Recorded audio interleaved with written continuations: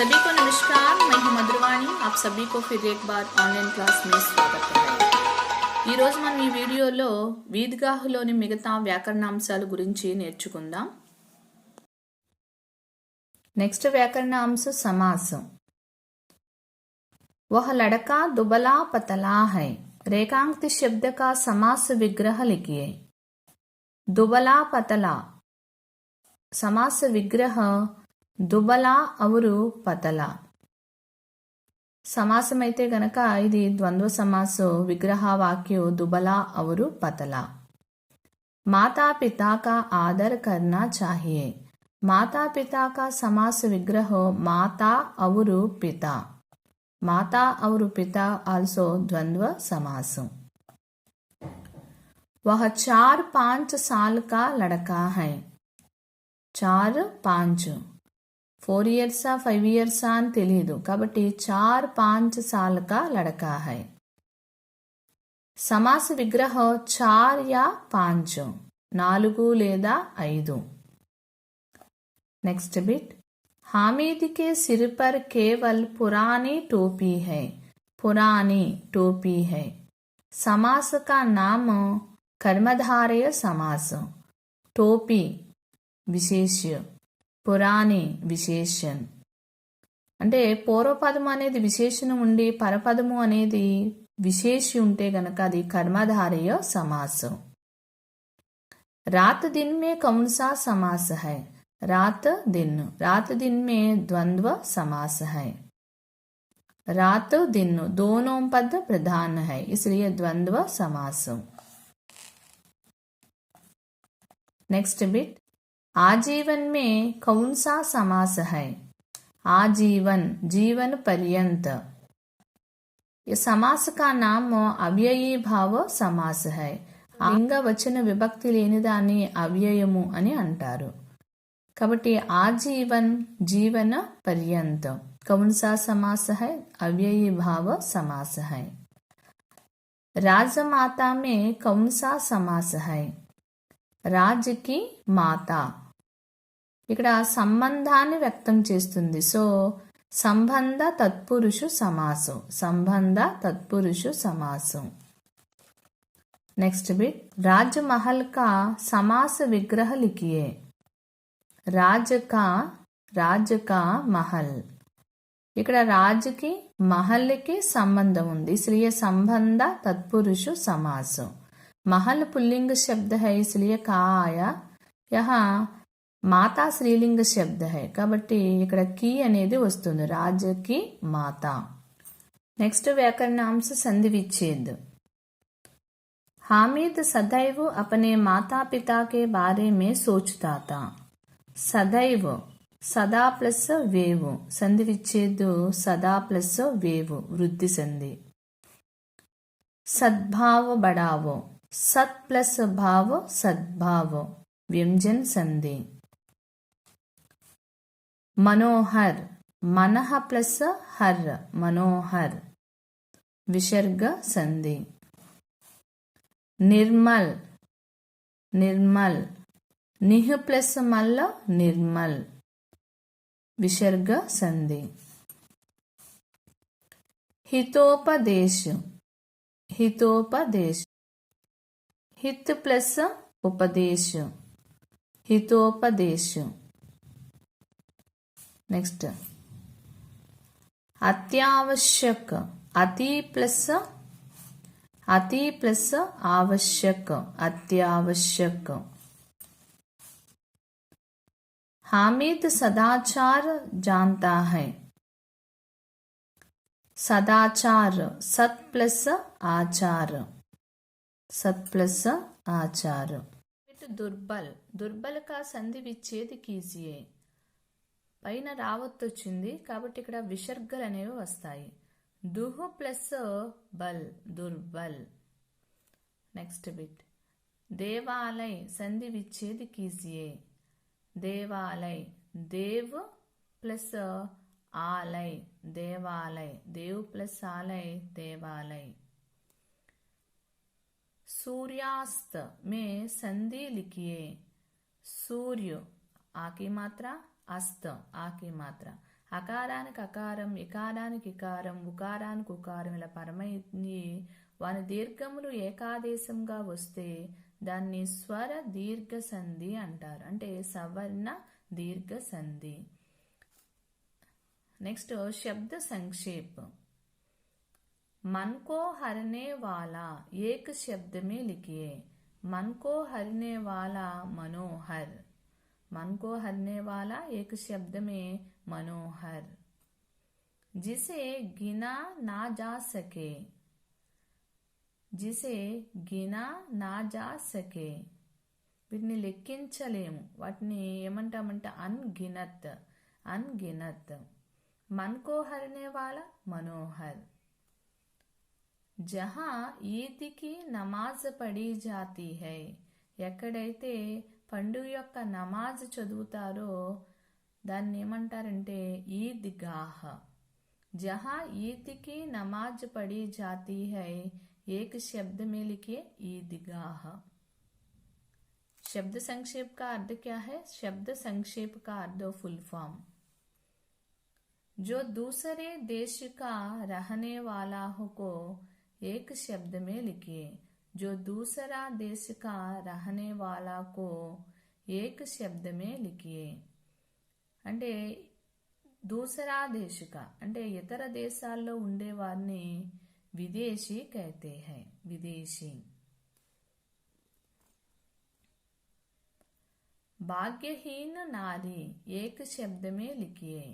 భాగ్యహీన నారి అంటే అదృష్టము లేని మహిళ. అభాగిన్ ఏక శబ్దమే అభాగిన్ అంటే దురదృష్టవంతురాలు.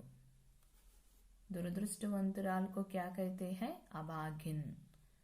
जीवन भर एक शब्द में लिखिए. जीवन भर एक शब्द में आजीवन. आजीवन. जीवन भर एक शब्द में आजीवन. मुहावरा कहावत. परलोक सिदर जाना. मुहावरे शब्द का अर्थ लिखिए. परलोक सिदर जाना इस मुहावरे का अर्थ मर जाना. दिल का चोट रहना. मुहावरे शब्द का अर्थ दुखित होना. दिल का चोट रहना इस मुहावरे का अर्थ दुखित होना. देश के लिए मैं अपने को बेंट चढ़ना चाहता हूँ. देश के लिए मैं अपने को बेंट चढ़ना चाहता हूँ. इस मुहावरे का अर्थ अपने को अर्पण देना. అంటే దేశం కొరకు మై అపనేకో బేంట్ చడనా చాతే హూ అంటే నా ప్రాణాలని బేంట్ చడన అంటే అర్పించాలని కోరుకుంటున్నాను. इसका अर्थ अपने को अर्पण देना. अपने को अर्पण देना. धावा बोल देना. इस मुहावरे का अर्थ आक्रमण करना. धावा అంటే आक्रमण. धावा बोल देना इस मुहावरे का अर्थ आक्रमण करना. धावा का अर्थ आक्रमण. ख्याल आना. मुहावरे शब्द का अर्थ ख्याल आना याद आना. ख्याल आने इस मुहावरे का अर्थ याद आना.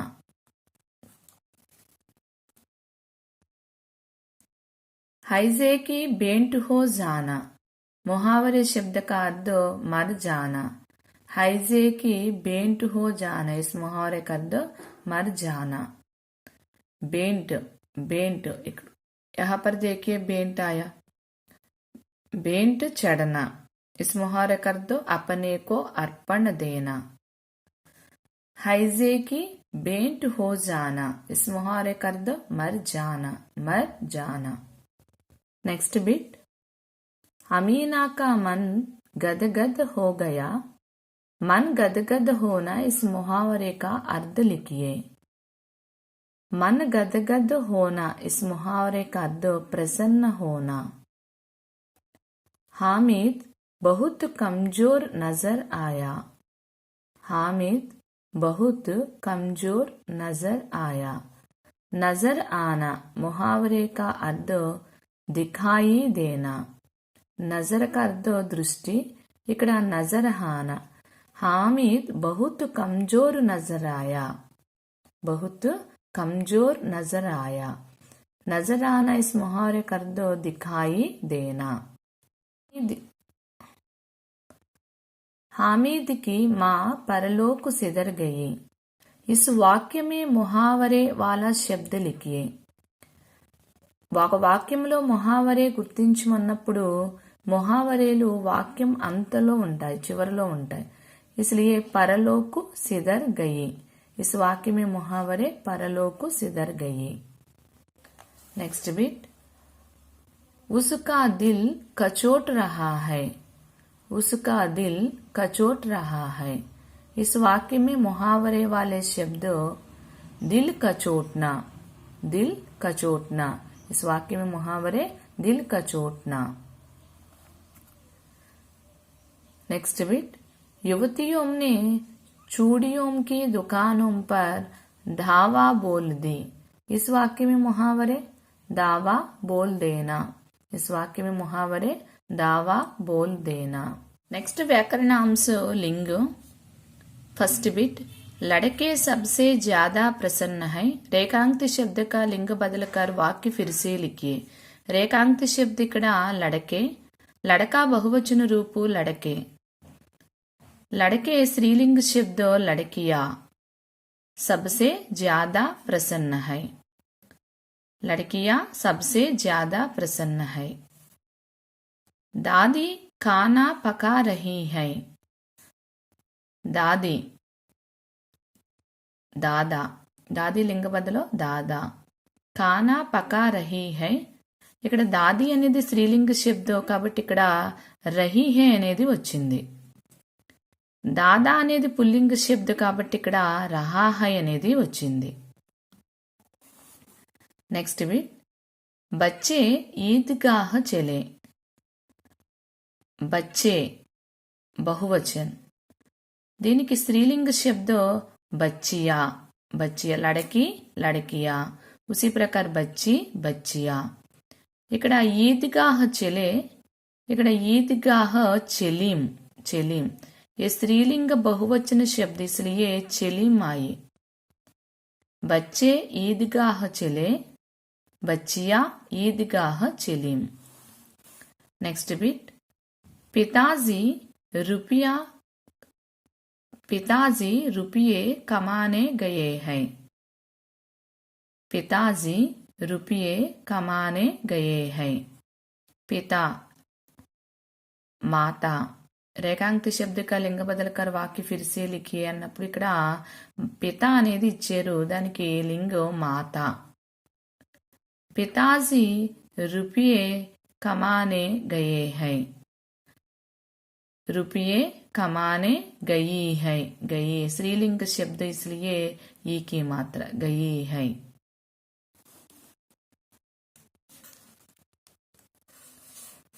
नेक्स्ट बिट, औरत खाना पकाती है. औरत पुल्लिंग शब्द आदमी. खाना खाना. पकाती है, पकाती है स्त्रीलिंग शब्द इसलिए ती है, पकाती है. आदमी खाना पकाता है. स्त्रीलिंग शब्द इसलिए पकाती है, पुल्लिंग शब्द इसलिए पकाता है. नेक्स्ट बिट, बेटा समझदारता. बेटा समझदारता. बेटा स्त्रीलिंग शब्द बेटी, बेटी. समझदार समझदार. बेटी स्त्रीलिंग शब्द है इसलिए थी. बेटा पुल्लिंग शब्द है इसलिए था. था का अर्थ वज, थी का अर्थ भी वज. नेक्स्ट बिट, अपराधी की तरह खड़ा हो गया. अपराधी स्त्रीलिंग शब्द अपराधिनी. अपराधी पुल्लिंग शब्द, अपराधिनी स्त्रीलिंग शब्द. की तरह खड़ा हो गया. पुल्लिंग शब्द इसलिए खड़ा हो गया. स्त्रीलिंग शब्द खड़ा हो गई, खड़ा हो गई. नेक्स्ट बिट, अध्यापक पाठ पढ़ाता है. अध्यापक पुल्लिंग शब्द, स्त्रीलिंग शब्द अध्यापिका. पाठ पढ़ाता है। पुल्लिंग शब्द इसलिए पढ़ाता है। स्त्रीलिंग शब्द पढ़ाती है। ఇక్కడ అధ్యాపక్ అనేది పుల్లింగ శబ్దం అనేది ఎలా తెలుస్తుంది మనకి? అధ్యాపక్ అంటే మేల్ టీచర్. ఇక్కడ పడాతా హై అంటే చదివిస్తారు. ఇక్కడ తాహై వచ్చింది. ఈ తాహై వచ్చింది కాబట్టి ఇది పుల్లింగ శబ్దం. మళ్ళీ అధ్యాపక్ అన్నా కూడా పుల్లింగ శబ్దం. ఆల్రెడీ అధ్యాపక్ అంటే మేల్ టీచర్ అని మీకు తెలుసు కాబట్టి అధ్యాపక్ పాఠ పడాతా హై పుల్లింగ శబ్దం. దీనికి స్త్రీలింగ శబ్ద అధ్యాపక్, స్త్రీలింగ శబ్దం అధ్యాపిక. పాఠ పడాతీ హై. అధ్యాపిక పాఠ పడాతీ హై, తీ హై. ప్రతి వాక్యంలో కూడా చూడండి, ఇక్కడ మాతా రూపాయ కమానే గయి హై, औरत खाना पकाती है, बेटी समझदार थी, अपराधिनी की तरह खड़ा हो गई, అధ్యాపిక పాఠ పడాతీ హై.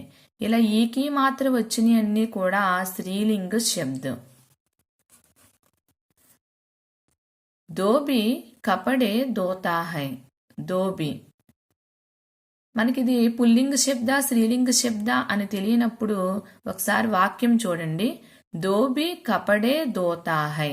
ఇక్కడ తాహై వచ్చింది.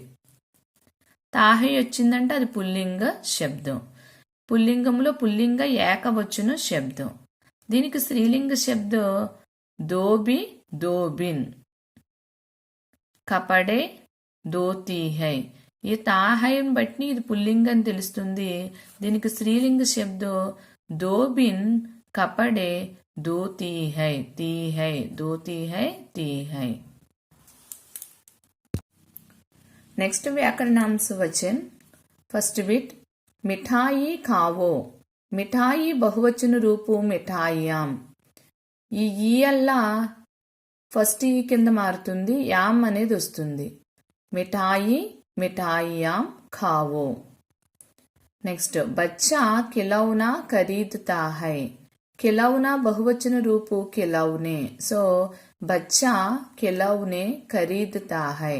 రేఖాంకిత శబ్ద కా వచన బదలకర్ వాక్య ఫిర్సే లిఖే అంటే వాక్యాన్ని పూర్తిగా రాయాలి. సో బచ్చా ఖిలౌనే ఖరీదుతా హై. నెక్స్ట్ బిట్ వహ ప్రసన్న హై. रेखांकित शब्द का वचन बदलकर वाक्य फिर से लिखिए. वह बहुवचन रूप वे ప్రసన్న హై. ఇక్కడ అనుస్వర అనేది రాలేదు హైకి, ఇక్కడ అనుస్వర అనేది వచ్చింది. ఎందుకంటే వహ బహువచన్ అంటే ప్లోరల్లో వే, ప్రసన్న హై. వహ ప్రసన్న హై ఏకవచనం, వే ప్రసన్న హై బహువచన్. నెక్స్ట్ బిట్ मैं गांव जा रहा हूं.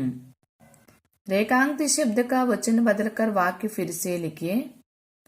मैं बहुवचन हम, गांव जा रहा हूं. मैं आने से होम आता है. ఇక్కడ मैं बहुवचन रूप क्या है? हम. गांव जा रहे है, रहे है. ఇక్కడ మనం రహీ హై ఎందుకు రాయకూడదంటే ఇక్కడ రహాహూం అని వచ్చింది, అంటే ఇది పుల్లింగ వాక్యము కాబట్టి ఇక్కడ పుల్లింగ బహువచనం కాబట్టి రహే హై. మై గావ్ జా రహా హూం, హమ్ గావ్ జా రహే హై. మై బహువచన రూపు హమ్, जा रहा हूं, जा रहे हैं. नेक्स्ट बिट वृक्ष पर हरियाली है. वृक्ष पर हरियाली है. रेखांकित शब्द का वचन बदलकर वाक्य फिर से लिखिए. वृक्ष बहुवचन रूप भी వృక్షం. కానీ ఇక్కడ వృక్షం అనేది వచ్చింది. ఇంతకు ముందు కూడా మనం చెప్పుకున్నాము, ఎటువంటి కారక చిహ్నం వచ్చినా అది బహువచన రూపు అయితే ఓం అనేది వస్తుంది. వృక్షోం, ఓం, వృక్షం ఓకే మాత్రం ఇచ్చి ఇక్కడ బిందువు పెట్టాలి. వృక్షోం, వృక్షోం పర్ హరియాలి హై, వృక్షోం పర్ హరియాలి హై. ఇక్కడ పర్ అనేది కారక వచ్చింది కాబట్టి ఇక్కడ ఓం అనేది వచ్చింది. నెక్స్ట్ బిట్ हम खिलौना खरीदते हैं. वचन बदलकर वाक्य फिर से लिखिए. रेखांकित शब्द यहाँ पर रेखांकित शब्द खिलौना. ఆల్రెడీ మనం బచ్చా దగ్గర చెప్పుకున్నాం ఖిలౌనా బహువచన రూపు ఖిలౌనే. ఇక్కడ కూడా ఖిలౌనా ఇచ్చారు. ఖిలౌనా బహువచన రూపు ఖిలౌనే. हम खिलौने खरीदते हैं. हम खिलौने खरीदते हैं. हम ప్లూరల్ కాబట్టి ఇక్కడ ఖరీదతే హై, తే హై, తే హై. Next bit. वह रमेश का जूता है. यह रमेश का जूता है. रेखांकित शब्द का वचन बदलकर वाक्य फिर से लिखिए. यह बहुवचन रूप ये.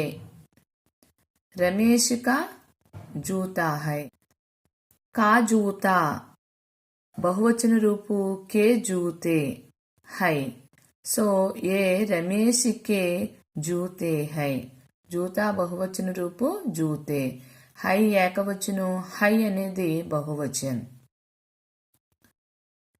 यह बहुवचन रूप ये. का बहुवचन रूप के. जूता बहुवचन रूप जूते. तुम चिमटा खरीदो. तुम चिमटा खरीदो. चिमटा बहुवचन रूप चिमटे. सो तुम चिमटे खरीदो. तुम चिमटे खरीदो. नेक्स्ट व्याकरण अंशों काल. वृक्षों पर कुछ अजीब हरियाली है. इस वाक्य को భూతకాल में बदलकर लिखिए. ఈ వాక్యం అనేది వర్తమాన కాలంలో ఉంది. మనకి ఇక్కడ హరియాలి హై అనేది హెల్పింగ్ వర్బ్ ఇచ్చారు. ఇక్కడ మెయిన్ వర్బ్ అనేది లేదు. ఇక్కడ హెల్పింగ్ వర్బ్ హై మాత్రమే ఉంది.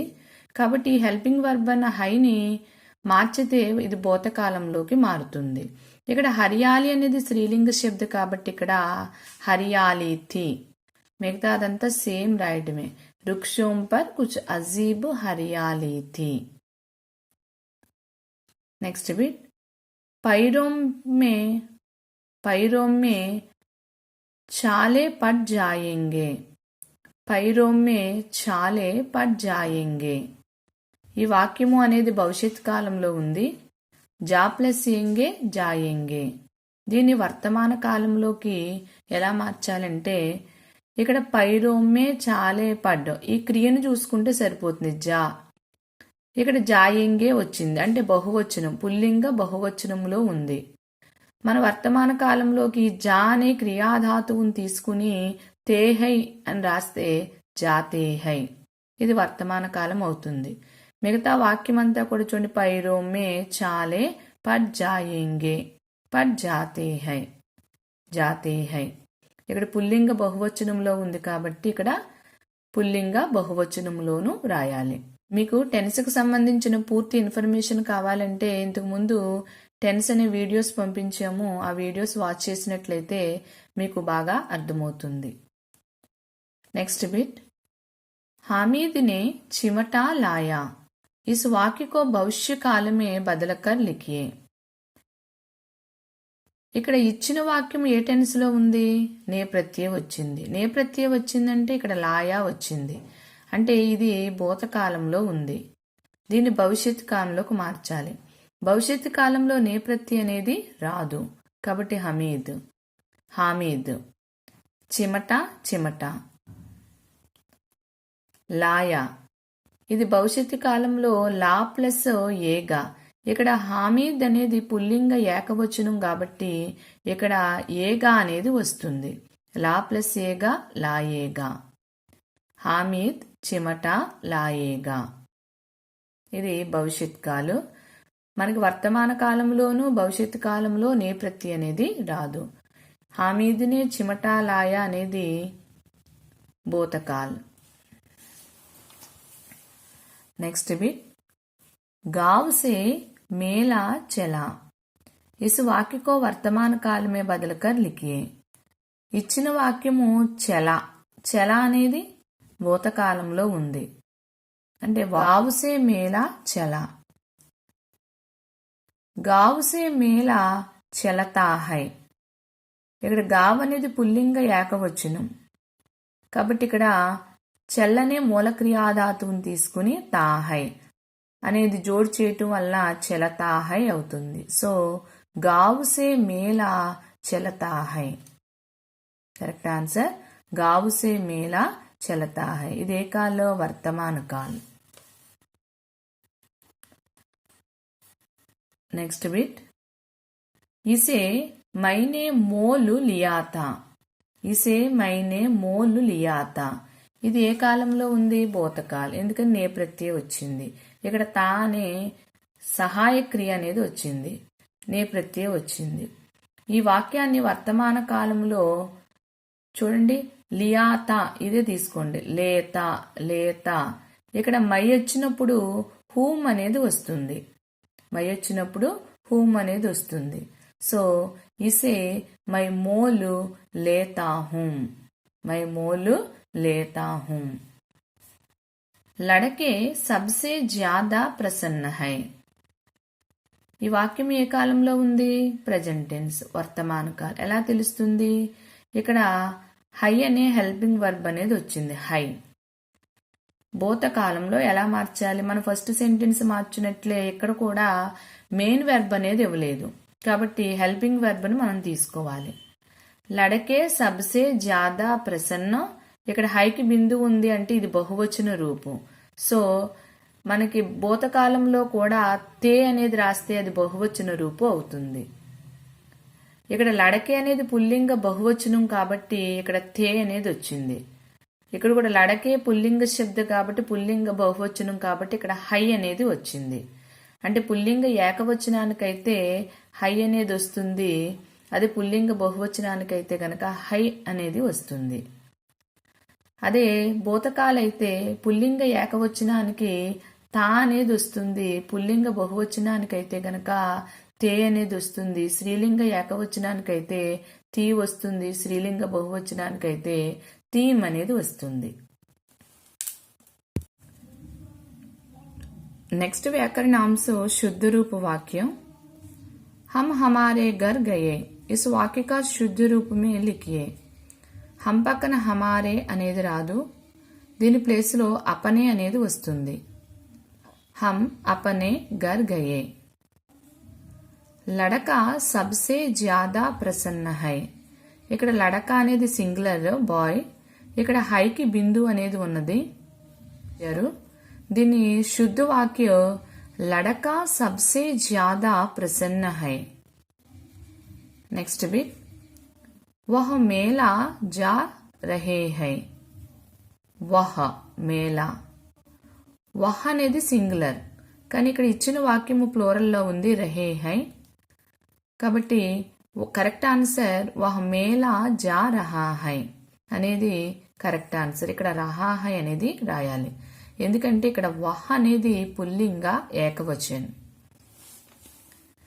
నెక్స్ట్ బిట్ దాదాజీ घर वापस गया దాదాజీ పితాజీ గురూజీ ఇవన్నీ కూడా గౌరవంగా పిలిచే పదాలు కాబట్టి ఇవి ప్లూరల్లోనే మనం ఉపయోగించాలి ఇక్కడ గయా అనేది ఇచ్చారు కానీ కరెక్ట్ ఆన్సర్ ఏంటంటే గయే దాదాజీ घर వాపస్ గయే నెక్స్ట్ బిట్ హామిద్ దాदी అమీనా కి గోద్ మే సోతీ హై ఇక్కడ హామీద్ అనేది పుల్లింగ ఏకవచనం ఇది పుల్లింగము ఈ లడకాక నామ హైనా హామీద్ అనేది ఇక్కడ హామీద్ అనేది ఏక్ లడకాక నామ హై ఇక్కడ చివరన సోతీ హై అనేది వచ్చింది అంటే స్త్రీలింగంలో ఇక్కడ చెప్పబడి ఉంది కాబట్టి కరెక్ట్ ఆన్సర్ హామీద్ దాदी అమీనా కి గోద్ మే సోతా హై అంటే హామీద్ తన యొక్క బామ్మైన అమీనా యొక్క ఒడిలో సోతా హై అంటే నిద్రిస్తున్నాడు నిద్రిస్తుంది కాదు నిద్రిస్తున్నాడు సో సోతా హై కరెక్ట్ ఆన్సర్ సీత రోటీ ఖాయి ఈ వాక్యము చూడగానే మనకు తెలుస్తుంది ఇది భూతకాలం అని ఎందుకంటే ఖాయి అంటే తినెను భూతకాలంలో అయిపోయింది ఇక్కడ దేనిని అని ప్రశ్నించుకుంటే ఆన్సర్ వచ్చింది రోటీ కాబట్టి ఇక్కడ కంపల్సరిగా నే ప్రత్యయం అనేది వస్తుంది సీత అనే రోటీ ఖాయి నెక్స్ట్ వాక్యం తుమ్ జాతా హై తుమ్ వచ్చినప్పుడు చివరన హో అనేది వస్తుంది ఇక్కడ హై ఇచ్చారు ఇది తప్పు కాబట్టి కరెక్ట్ ఆన్సర్ తుమ్ జాతే హో तुम जाते हो. అచ్చా, ఈ వ్యాకరణ అంశాలన్నీ కూడా బాగా ప్రాక్టీస్ అవ్వండి. ఇలా ప్రాక్టీస్ అయినట్లయితే మీకు ఈజీగా గ్రామర్ అనేది వస్తుంది. ఇవి 10th क्लास संबंधिंచిన इंपॉर्टेंट बिट्स इవి. मेरा उम्मीद है कि आप सभी को ये क्लास पसंद आए और अच्छा है. धन्यवाद.